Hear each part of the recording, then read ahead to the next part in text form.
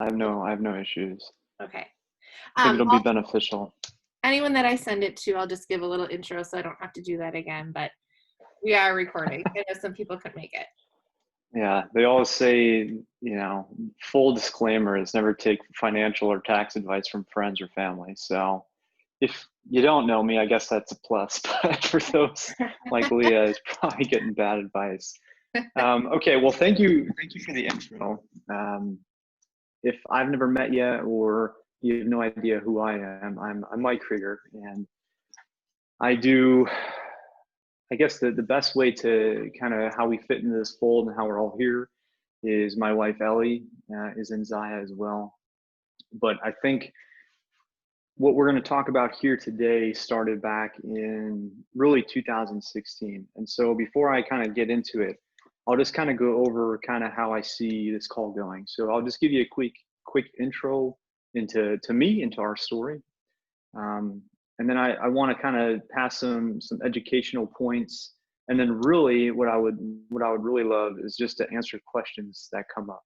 And honestly, for this stuff, the only question that seems silly or not like the best question is the one that goes unasked, because I will tell you, the best learner, the best lesson teacher in life is just failure, and I've had a lot of it. And so that's, I think, a part of it for me is to share my failures so that you guys don't have to learn the hard way. So there's nothing off the table as far as questions you can ask me.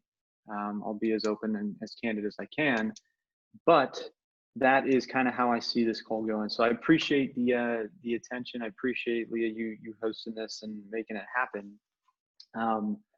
But let me give you guys kind of the backstory to all of this. So in 2016, Ellie and I, we were engaged to be married. We were doing California to Florida long distance. I ended up moving to Florida for a job down there, and we got married in December of 2016. And I'm in the military. You get paid, basically every 2 weeks, very stable, very steady. And not terrible for, I guess, gross income per year, right? So it's no secret, you can look it up. But we were able to have everything and anything we wanted. And it was really just kind of we were just normal people. We didn't do anything elaborate, but we were always comfortable, or so we thought. So one day I go to work, I'm in Dunkin' Donuts drive through, give the lady my debit card for a $2 cup of coffee, and I bounce it. I bounce my entire checking account on a $2 cup of coffee on, I think, a Thursday morning. And I was like, holy crap, that's super embarrassing for one. And then immediately I was like, what is going on? Because this is not like, hey, this is the last day of the month, I'm stretching it. This was like, in the first week after payday, on a random Thursday, I think. And I was just like so beside myself. So Ellie and I really got serious about, from that day forward, we said, never again are we going to be so oblivious and so unintentional with our money, because we were just really comfortably broke, is the best way I could describe it. We financed everything you could. I think even our dog was financed. Like, it was straight up average, right? Like totally average, and not in a condescending way, but I think just in today's society, it's always, buy now, pay later. And I'm here to tell you that that's no way to do life. So let's keep the story going. In 2016, that happened. So we made a change. We decided, hey, this is not for us. We're gonna get out of debt. We're gonna clean up this mess. And 20 months later, I think we paid, right around $35,000 off. I would say the timeline nor the amount is important. The biggest emphasis point is behavior change. And I'll bring that back up here in a moment, but that's, to me, the biggest thing that can kind of help this process. And so we got out of debt in 2018, and then, current day, we have been able to do things that I didn't even know we would ever have the ability to do with money, as far as just business acquisition. It's just random things, kind of, stuff you read about in books. And, you always think, well, what about, that's never going to be me. It's never possible. And I finally realized, if you think that, your dreams are too small, and you need to dream really big, because you're going to be your own biggest fan. And that's really the key. So that's a little bit about us, and a little bit about our journey. I'm sure some can relate as far as being comfortably broke and trying to like get out of debt and that stuff. And so I just share that to come at you kind of open kimono and say a lot of this stuff I've learned through failure. And as I said, it's kind of the best teacher.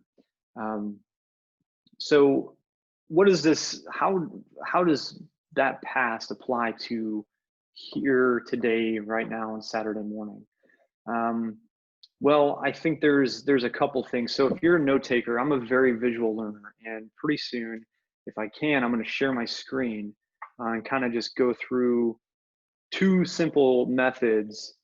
I think that can change the game for you. If you have issues with budgeting for your business, if you want to figure out how to separate personal and business, if it's convoluted or if it's messy, there's a million ways to skin the cat.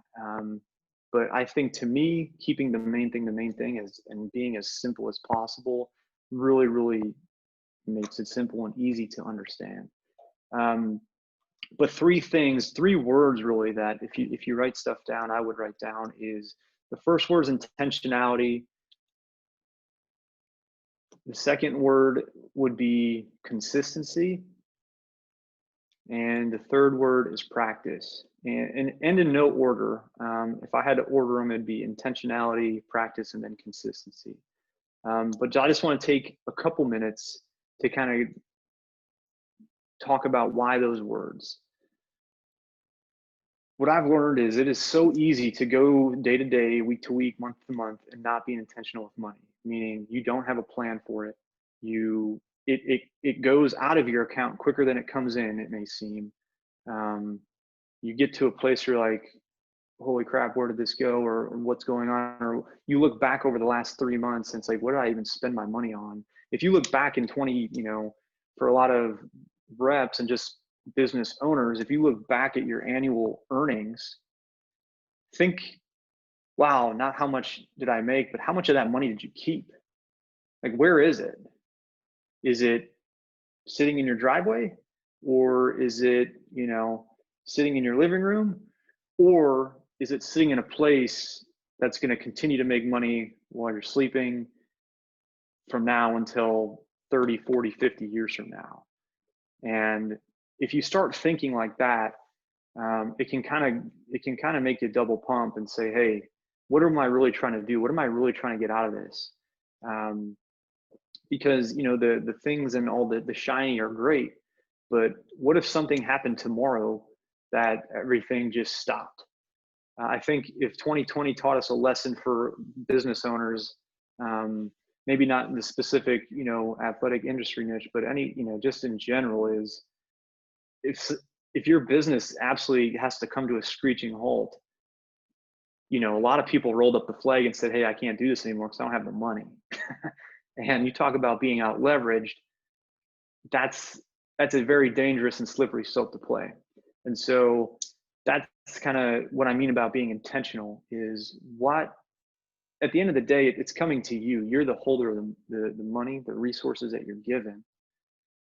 What are you doing with it? Because you're deciding where to put your money, whether it's a car payment, or whether you're going to put money into the stock market, or if you're going to put money into real estate, or if you're going to go get your hair done or your nails done. You're deciding that. No one's forcing you to do that. So just, that's what I mean by intentionality, is really thinking about what are my goals, and are my goals my decision makers? And I'll come back to that point too. But that's intentionality. For practice, it's just as simple as trying things out.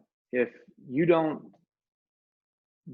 I would say, budget can throw people off, because it strikes a chord, right? Like a budget's like, oh, it's going to put me in a box. It's restrictive.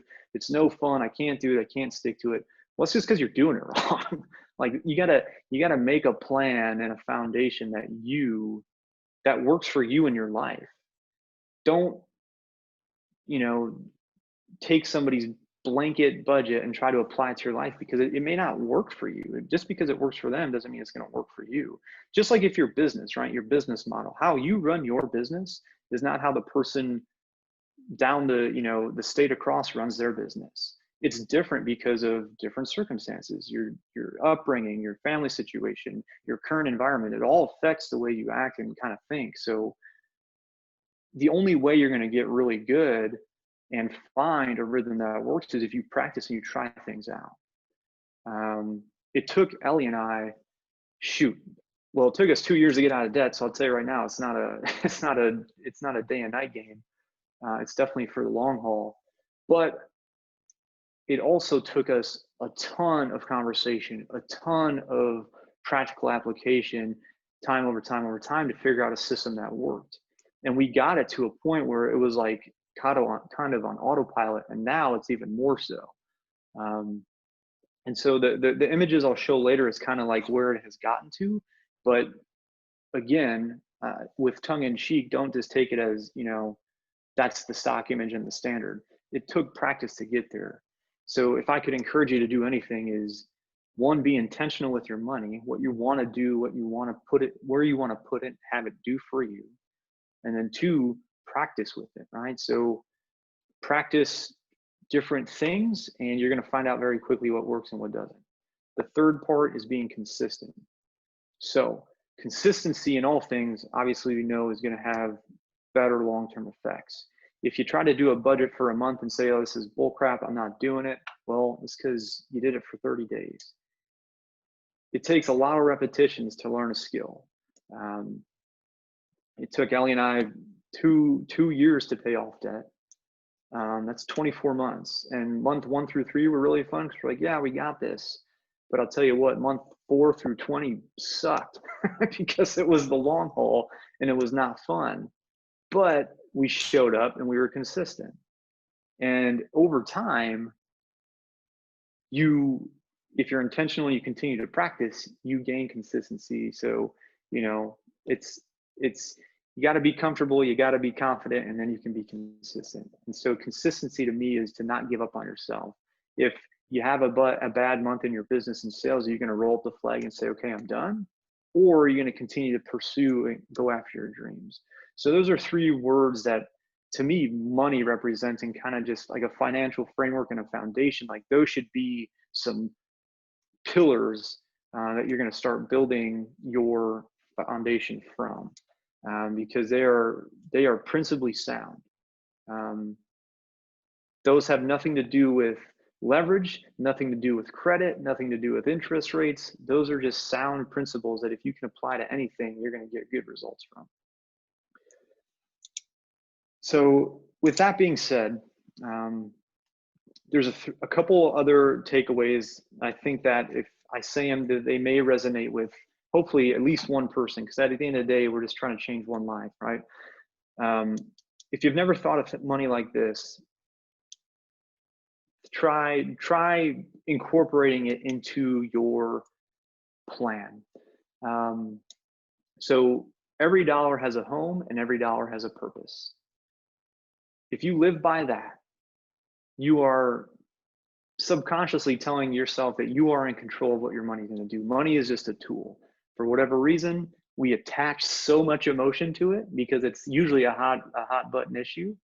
And we don't like to talk about it, and we make it super weird for no reason. Money's not weird. It shouldn't be weird. Money is just a tool, right? Black and white. I have this, this amount of money. It can do one of a dozen things for me. It's just dependent on me to tell it what to do. So that's what we're talking about with every dollar has a home and every dollar has a purpose. Purpose resonates with intentionality. Giving it a home resonates with intentionality. I would say another thing is allow your goals to be the decision maker. And what I mean by that is when you're out and about and say you're really wanting to get out of debt. So I've had people I work with come back and tell me, hey, I didn't do X, Y, and Z because one, I can't afford it. Two, it's not in my goals. And three, it's just not where I need to be putting my money right now. And the cool part is when you start peeling that back, it's like, yeah, but 4 months ago, I would have done it. And I would have never have thought to not. And so when you allow your goals, whatever they are, to be your decision makers, it alleviates some of the emotional response. So if it's like, I want to save $10,000, okay, well, every month I know I got to save about 888, right? Like, if that's your true goal, then let that drive your decisions.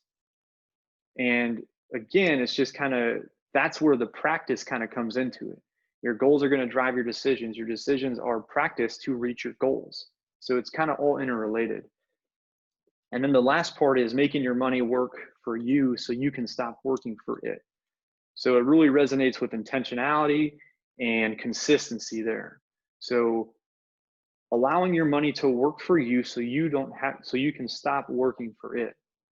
If you start thinking in that mindset, you start to view money more as a tool. Again, you alleviate the emotion from it. The conversations surrounding it no longer become weird and awkward.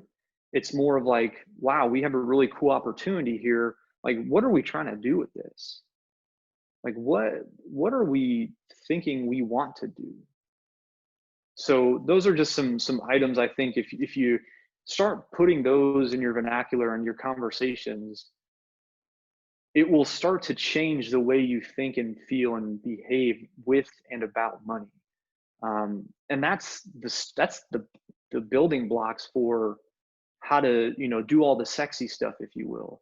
You gotta have it in your in your brain and in your thought process before you just try to jump in, because again, it's just a tool. It doesn't have to be anything but that. So another thing I want to talk about quickly is the biggest stealer of your income. So the income that you make is your biggest wealth building tool. Okay, the income you make is your biggest wealth building tool. What is the biggest stealer of your income is debt. And I'm talking that's your iPhone on your Verizon bill. Do you own your phone? I ask 100% of the people I work with, and a lot of them don't know if they do or not. And it's nothing bad. It's just, it speaks to like intentionality and like, do I know where my money's going? And so follow it on by, okay, a car payment here or a credit card there. It's uncanny the amount of money when you start paying your money to other people for things, how much power you lose. And I'm not saying this is like a high and mighty type of power, but just power from like a control standpoint. Being able to decide and act like, okay, I want to do this thing, or I want to do that thing. When you're shelling out shellbacks to, Ford, GM, Apple, and all these other places, you lose the ability to decide what you want to do.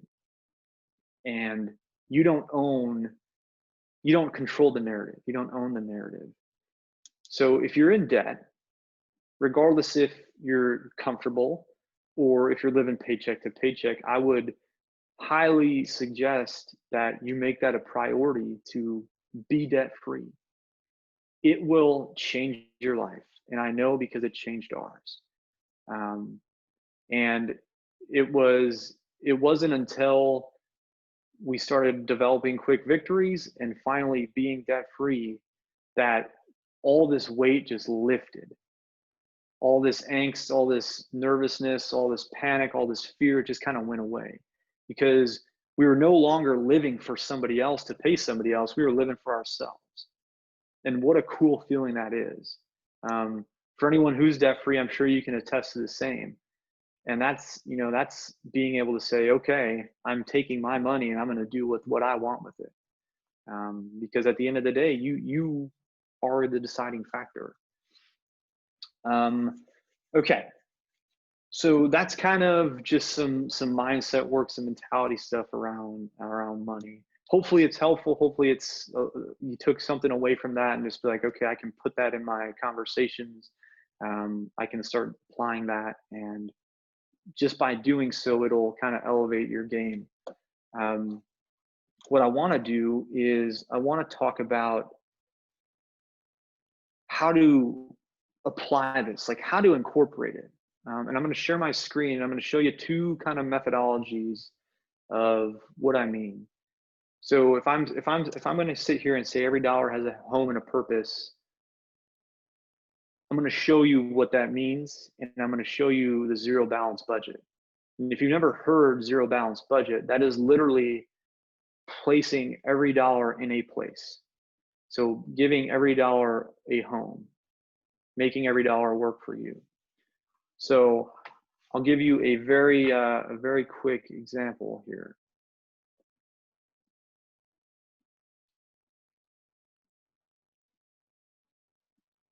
Okay. A lot of things going on the screen. All right.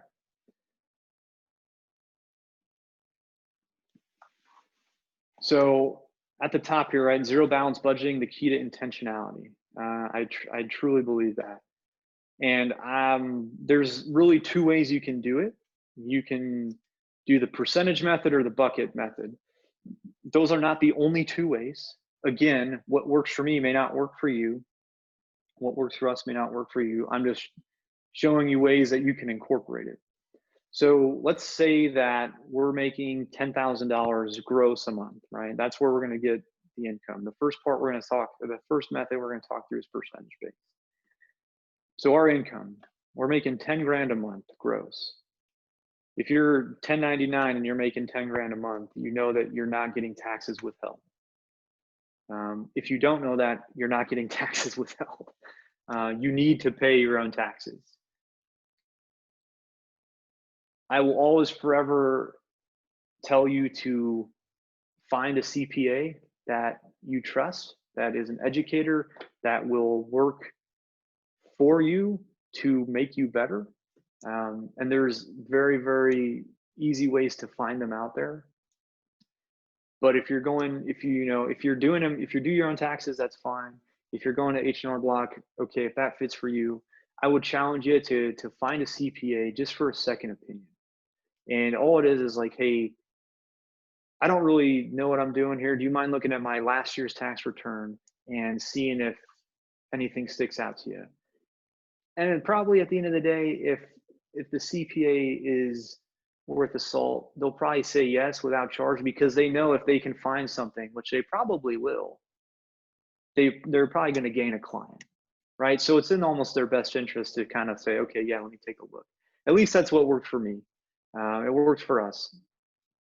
But with that being said, you can, if you just go to federal tax brackets and you go to your income bracket, you can find roughly what your tax bracket is.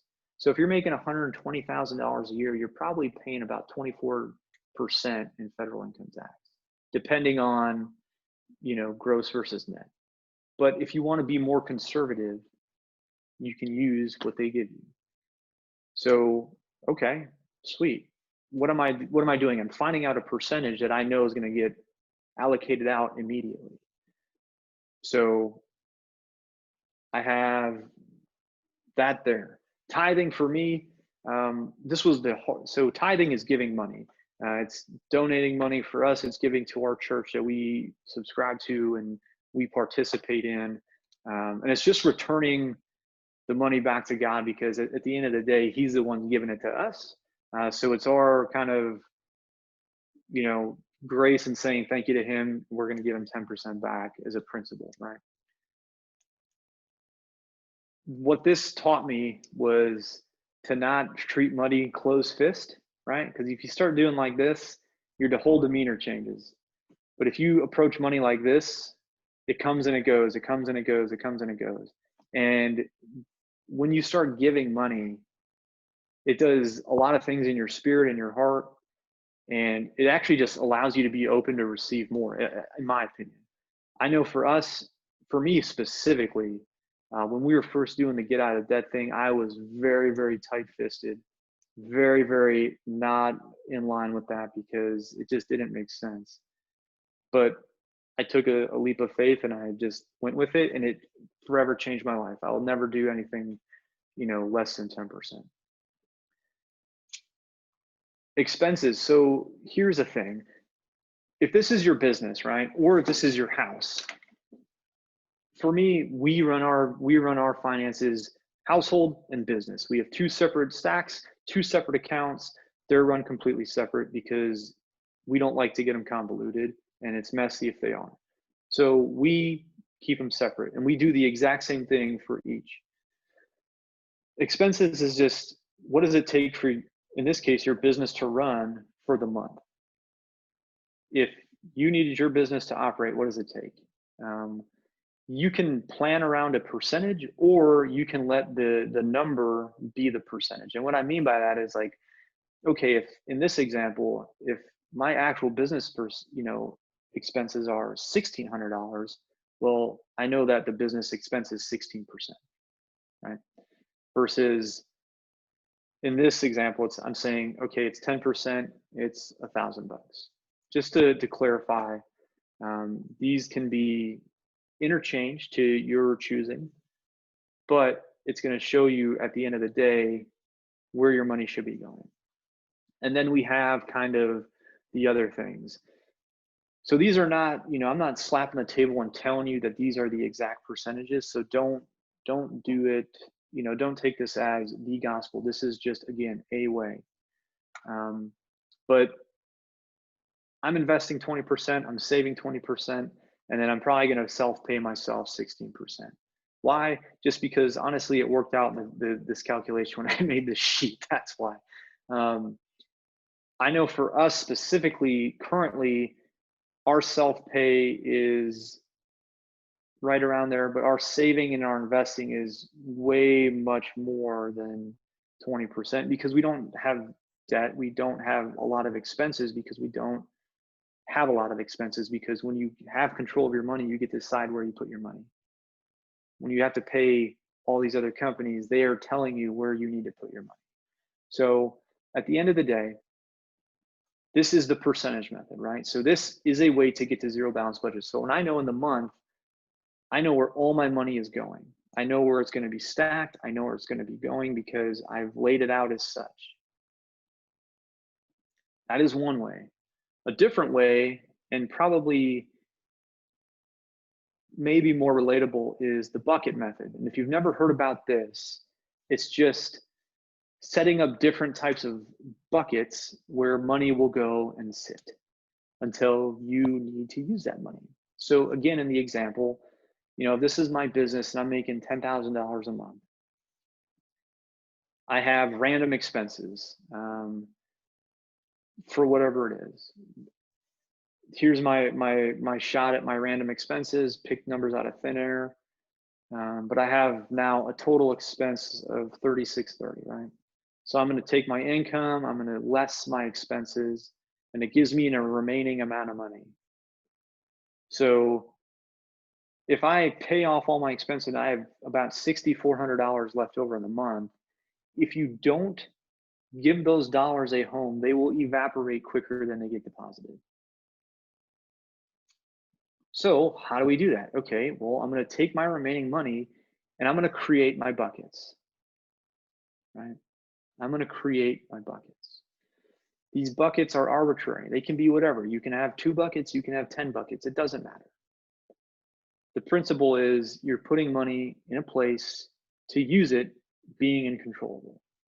So maybe one bucket for me is fun. That's, getaways every month with the wife. That's doing some shopping, some self-care, whatever the case may be. That's bucket number 1. Bucket number 2 is my investment bucket. That's where I'm going to put money in my brokerage, retirement accounts, real estate, whatever the case. And then bucket number 3 is house and car. If I have a dream car in my head, like, I'll start saving for it month after month after month, and consistency over time. At some point, I can pay cash for that thing and not have to take out a loan and then pay somebody else interest. and then pay them every month. So some schools of thought in the buckets is, depending on how many buckets you have, like in this example, you have 3 buckets. So you could break them out equally, meaning you could assign 33% because you have 3 buckets. So of this remaining money that you have this month, I know each bucket is going to get filled with $2,102. Boom, boom, boom. That's a way. What you may realize, or when I started doing this, what I realized is like my fun bucket, I did not need $2,000 a month in my fun bucket. I maybe needed like 300.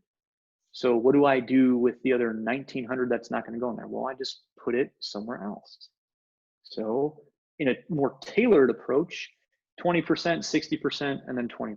So 20% in the fund, 60 in the invest, 20% in the dream, right? And you're going to get different percentages. The cool part about Excel or just any, sheets or anything like that is it's just a giant calculator. So, this might be 1 month, 10,000. Maybe the next month it's 8,000. Boom. I already know that it's all going to trickle down and it's already going to self-populate of where this money is supposed to be going. And so it just streamlines the process. It takes the guesswork out. It takes the emotion out, and it allows you to just let your goals be your decision makers. If you're in debt and you're having this much remaining money over and your goal is to get out of debt, well, then use all this to throw at debt. That's 100% what I tell people we coach, we work with. You have to let your goals be your driving force in your decisions. Don't be a self-saboteur and make it difficult on yourself. Just let your goals be your decision makers. So just 2 simple ways to kind of plan a zero balance budget. Again, you can do this for your business. You can do it for your house.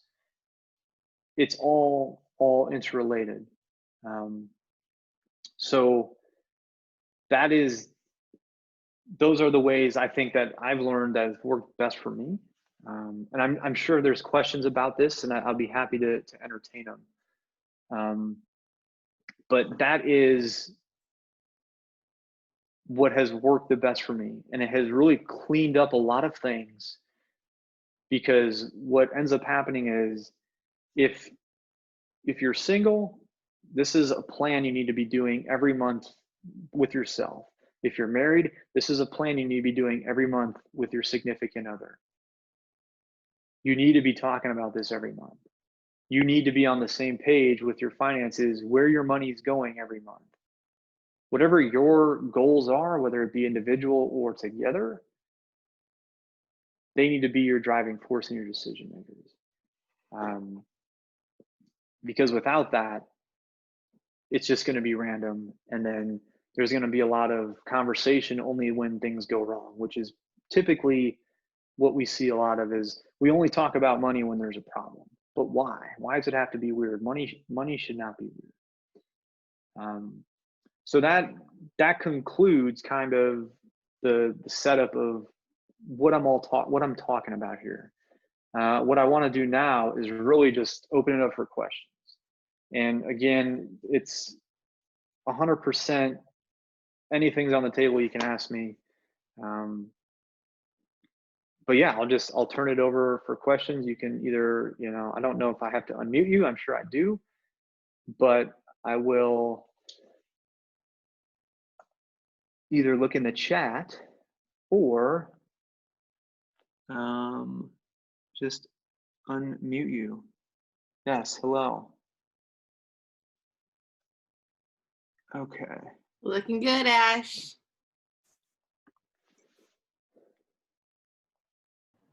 Thanks. Okay, so what questions?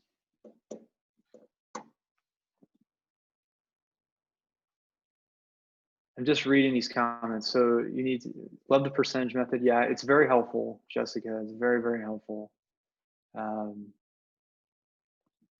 It streamlines everything. All right. option. Okay. Is there a way you can share these Excel sheets? I love this. If you send me your email, I'll send it to you. How about that? Mike, what is your email? I'm going to put it in the chat so people can directly message. Yeah, so here, I'll throw it in there. I'm sure there's questions, but I know it can be weird to ask questions about this. And again, right, money shouldn't be weird, but I'll start. And so when I started this, what I think is so cool about this is I actually saw Mike and Ellie doing this probably, well, long before we started. I remember you guys actually had started at one point with cash and envelopes. And that was part of like the whole process of learning like what works for you, what doesn't work for you. And it's different now. But when I first did this, I kind of created, I watched them do it and I created something. And at that point, our income was very volatile and it was very different than what it is now. We were working anywhere at that time between $2,000 and probably $3,000 a month, really. And so for that part, it was a problem for us, which is what made us start.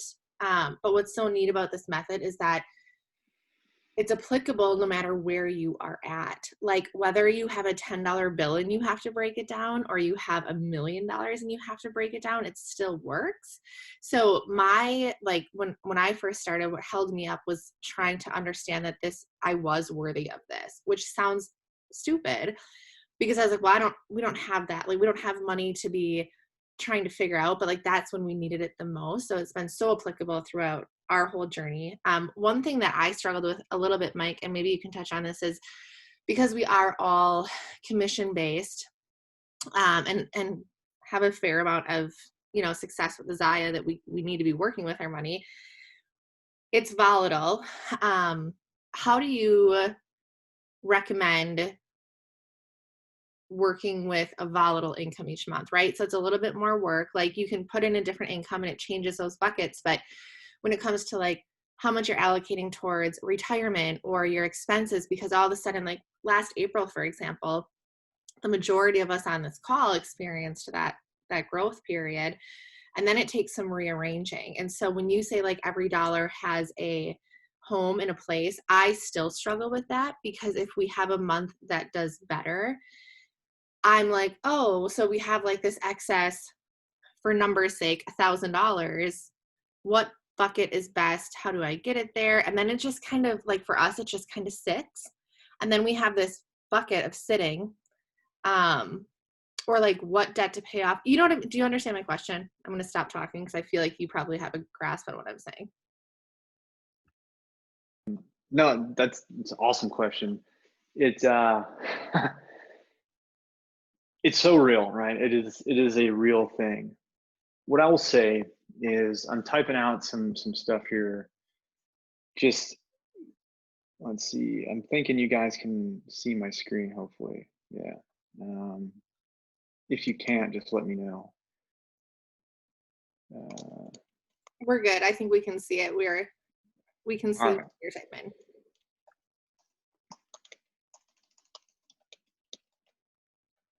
Okay, so I think the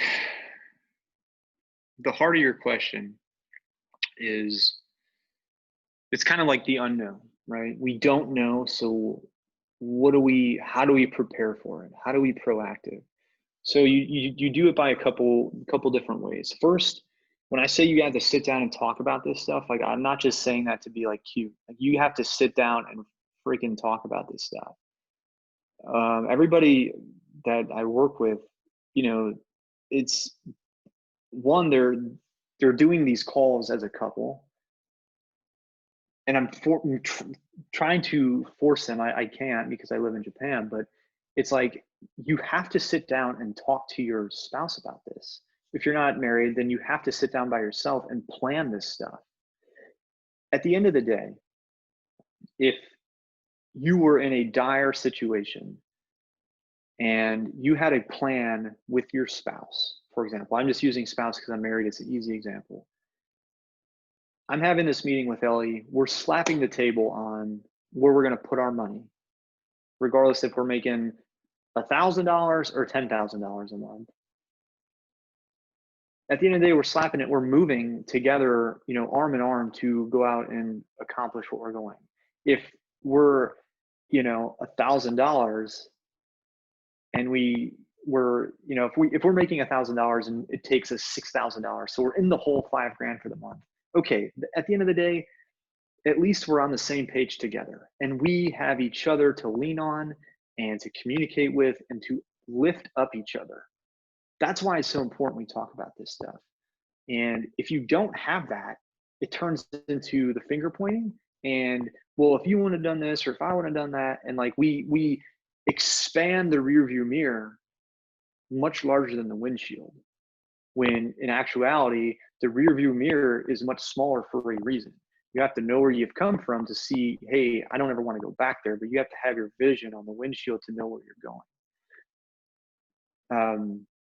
So as not volatility, but as invariable incomes come up, the percentage method is a perfect way to do this, because, you know, if it has drastic swings, it's going to give you what is needed to, it's going to tell you where money should be going.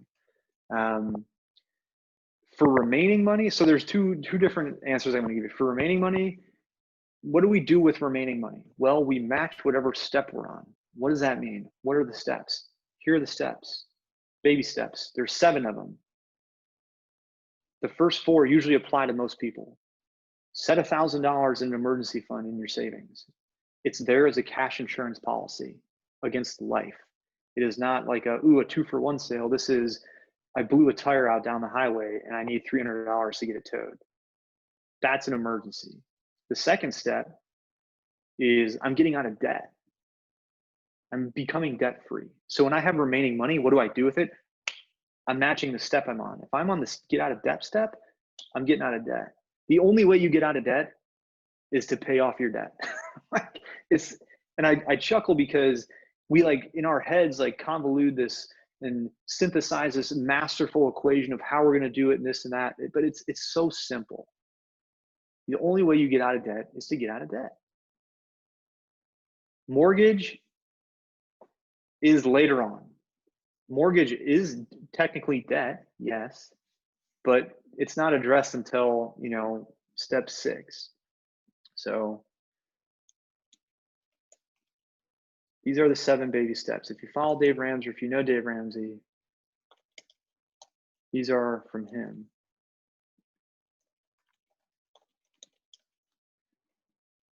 So remaining money, I'm matching whatever step I'm on. If I had a terrible month and I don't know what I'm going to do, well, then you go back to 4 pillars, right? So 4 pillars are house, transportation, food, clothes, in no specific order. But if I only had money to pay my house or my car payment, I'm paying my house.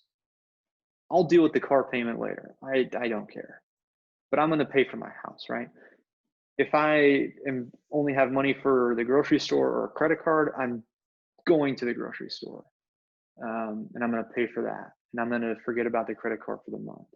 So those are like the 4 walls, if you will, of, if things get really, really bad, you can lean on these 4 walls. They're set up there for that, you know, break glass in case of emergency. But I think the heart of the question is, what do I do with remaining money? Well, you match whatever step you're on.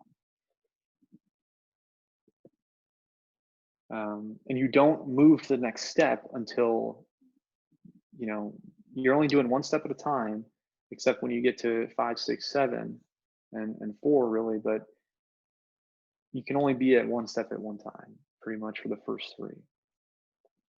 So Jessica, I hope that answers your question about mortgage. Honestly, I'll just give you my opinion. Like, if that money is not making me money, it's still a debt, because at the end of the day, if you don't pay it, someone's going to come, hey, I'm going to need the keys. If you're thinking about home ownership, I would tell you 30-year mortgages versus 15-year mortgages is a huge difference in interest, and you'd probably be shocked at how much it is. But that's the stuff they don't really tell you when you're signing a mortgage, because people are just worried about, hey, what's my monthly payment going to be? And I'd rather pay 1,200 than 1,900. But that 15-year mortgage at $1,900 is saving you about $100,000 in interest. $100,000 So in your lifetime. yeah, no, it's simple. I mean, it's as simple as Googling mortgage calculator and then just flipping the two terms. But so many people don't Um, know that. no, they don't, because it's never talked about. And to be clear, so for the mortgage, that's your mortgage payment. But to pay your house off, that comes after, right? So like paying your house off is, where is it? 6? Yeah. So that's So like that's, entirety. yeah. Yeah. So paying off the house is like making extra payments to then own your house. Right. Mortgage payment is a part of monthly stuff like that. Totally. So that's one thing that we don't do, Mike, as a question, I guess. Like, so we're,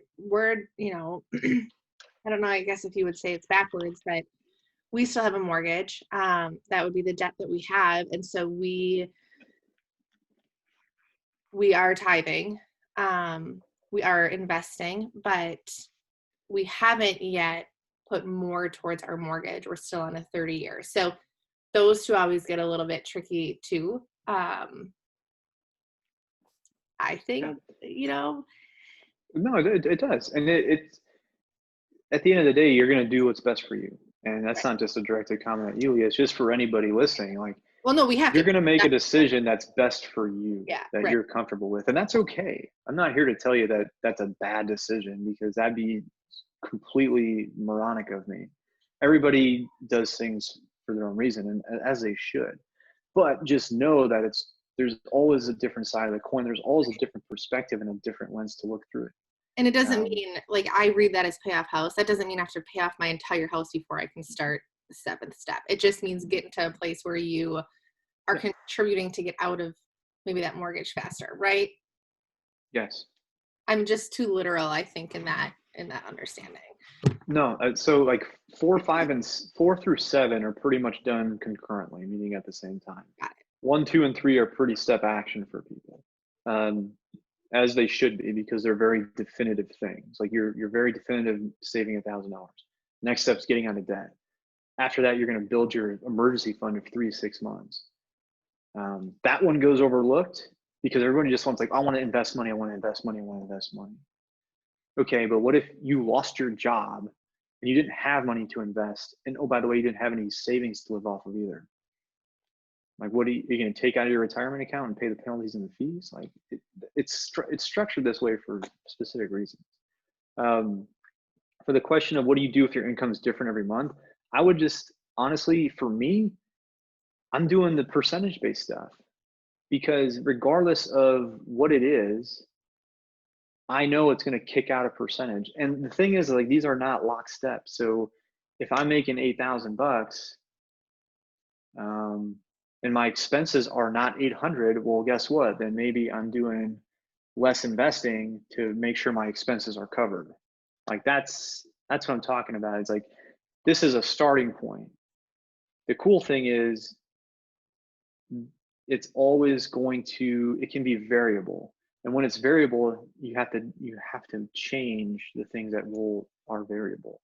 But it can give you a better read on, okay, this month it looks like I'm not going to be saving as much, or this month I'm not going to be investing as much, because I didn't make as much as I did last month. So hopefully that answers the question to the iPhone. But I would say the biggest lesson I learned was about taxes, and like business taxes. And it's very intimidating if you don't know anything about it. So the best thing you can do is just do self-study, ask questions, because that's going to just allow you to empower yourself to continue to learn. Like, again, it's not stuff you're all going to learn over one night and then the next day be like, oh, I figured it all out. Like, this is a very trial and error. Car and phone bill, should we pay with that, shouldn't we? I know that answer. Yeah. So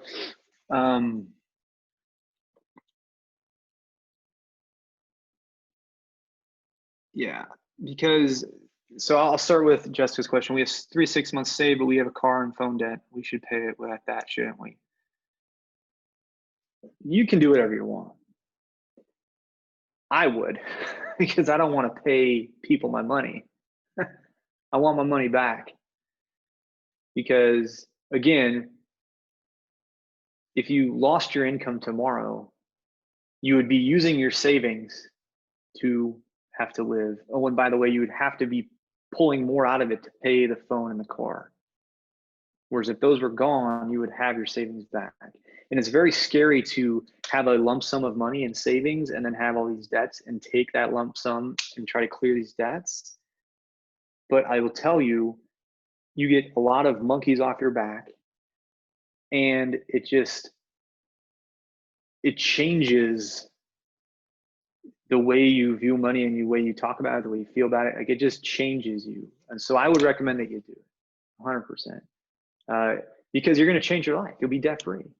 Like, why not? Why not be debt free? Because at the end of the day, oh, I have $10,000 in savings, but I have $10,000 in debt. Well, you still have $10,000 in debt, right? So I would say yes. Would you say it makes sense? Do you percent based for business since it changes, but do the deducts for my career? Okay, because it's always the same rather than do the same for both. Okay, Ms. McGuire, I would say do whatever is comfortable for you. So what is going to work best for you is going to work best for you. I do everything on the percentage game. I do my life and my business on the percentage game. Why? Because it's the same for both, and I don't have to flip-flop back. And it's 100% vanilla. It's how we've been doing it, and we're consistent and we're good at it. And it's not saying we're good to be arrogant. It's just like we are comfortable doing it. What we used to take an hour to talk about financial, like our planning, it now takes us 5 or 10 minutes because, again, it's just, oh, the number changed. All right, let's see what did that spit out as far as numbers that are going places. And it's just simple. It's so streamlined. It takes a lot of the guesswork out. Okay, so I hope that answers your question. I'm sorry if it doesn't, but. Mike, if you could talk about, so I have a junior rep call in 3 minutes-ish. Yeah. But so this information, I can already like see that people's wheels are spinning. Even mine are, even though I feel like I'm in a really good place. There's always work to be done. Can you briefly talk about what you do for people and maybe like give a quick example of a case study? Because I think this is good, but sometimes as like lay people to the financial world of practicing this, you walk away and you're like, oh, like that was really good, but like maybe next month, you kind of get that overwhelmed feeling. How can we like get into action today, whether it's with you or with ourselves? Like, how do we connect? How do you help us? No, that's good. That's good.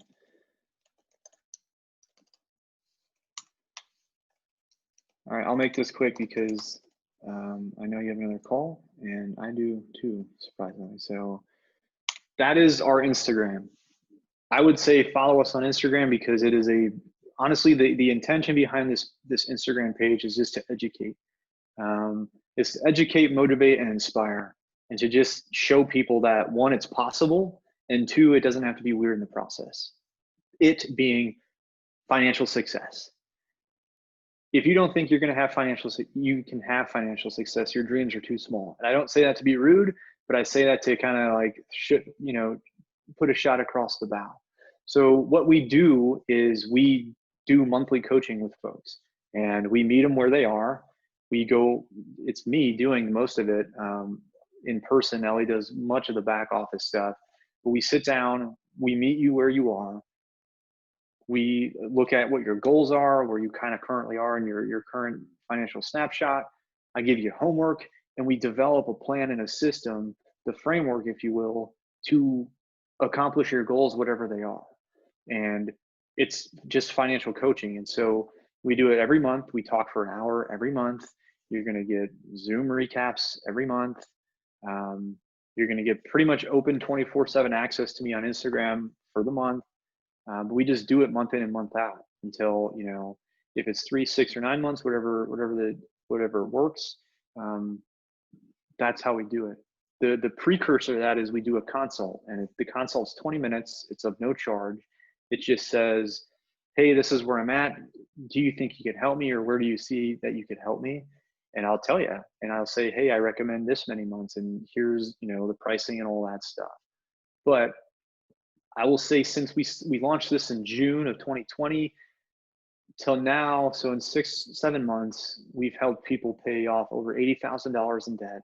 They've cut their expenses. They save more money. Like the system works, right? It works. It's just, you got to show up for yourself. And the cool thing about what we do is accountability, you know, motivate, inspire, and are the driving force and pushing force of you doing all the work. And it's kind of just like having somebody in your corner telling you, here's the things to do. So that in a nutshell is what you're going to find at oh wow, I said team coaching Krueger. That doesn't make sense. It's team Krueger coaching, sorry.